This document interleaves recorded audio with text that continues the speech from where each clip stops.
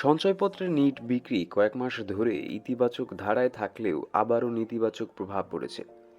গত বছরের নভেম্বর মাসে নিট বিক্রি ৩,৪৩০ কোটি টাকা ঋণাত্মক হয়েছে। ওই মাসে কেনার চেয়ে ভাঙানোর চাপ বেশি ছিল, ফলে নিট বিক্রি বড় ধরনের ঋণাত্মক হয়। খাত সংশ্লিষ্টরা বলেছেন, গত নভেম্বরে উচ্চ মূল্যস্ফীতি ছিল, নিম্ন ও মধ্যবিত্তদের জীবনযাত্রার ব্যয় বাড়ার কারণে চাহিদা অনুযায়ী সঞ্চয় করতে পারেনি। আবার গত জুলাই আগস্ট আন্দোলনে দেশের রাজনৈতিক পট পরিবর্তনের পর বিগত সরকারের সুবিধাভোগী ধনী গোষ্ঠীর অনেকে আত্মগোপনে চলে গেছেন। এছাড়া ব্যাংক আমানত ও সরকারের বিল বন্ডের সুদহার বেড়ে যাওয়ায় প্রাতিষ্ঠানিক ও ব্যক্তি পর্যায়ের বিনিয়োগের একটি বড় অংশ ব্যাংক ও বিল বন্ডে স্থানান্তর হয়েছে। এসব কারণে সঞ্চয়পত্রে কিছুটা ভাটা পড়েছে। তবে সুদহার বাড়ানোর কারণে সঞ্চয়পত্রের বিক্রি আগামীতে আরও বাড়বে বলে জানান সংশ্লিষ্টরা।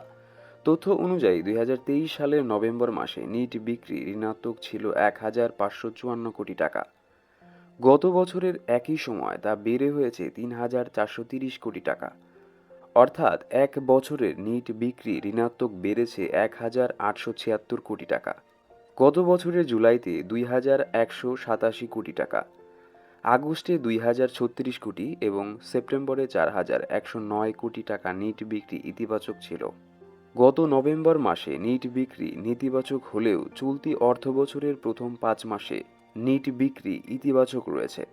এ সময় নিট বিক্রি দাঁড়িয়েছে ১,৬৭৭ কোটি টাকা।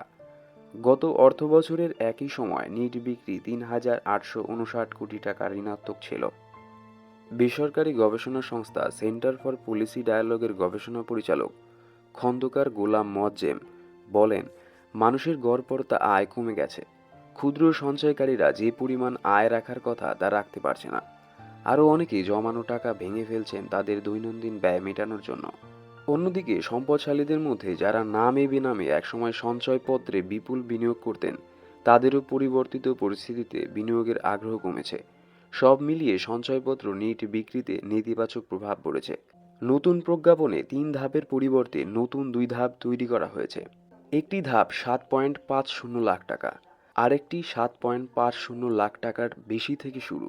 এছাড়া আগের মতো বিনিয়োগের মেয়াদ পূর্তির আগে নগদায়নের ক্ষেত্রে বছরভিত্তিক হারে মুনাফা পাবেন গ্রাহক। তথ্য অনুযায়ী জাতীয় সঞ্চয় স্কিমের অধীন ৪টি সঞ্চয়পত্র রয়েছে। এগুলো হচ্ছে ৫ বছর মেয়াদী বাংলাদেশ সঞ্চয়পত্র। এই সঞ্চয়পত্রে এখন সর্বোচ্চ সুদহার ১২.৪০%, যা আগে ছিল ১১.২৮%।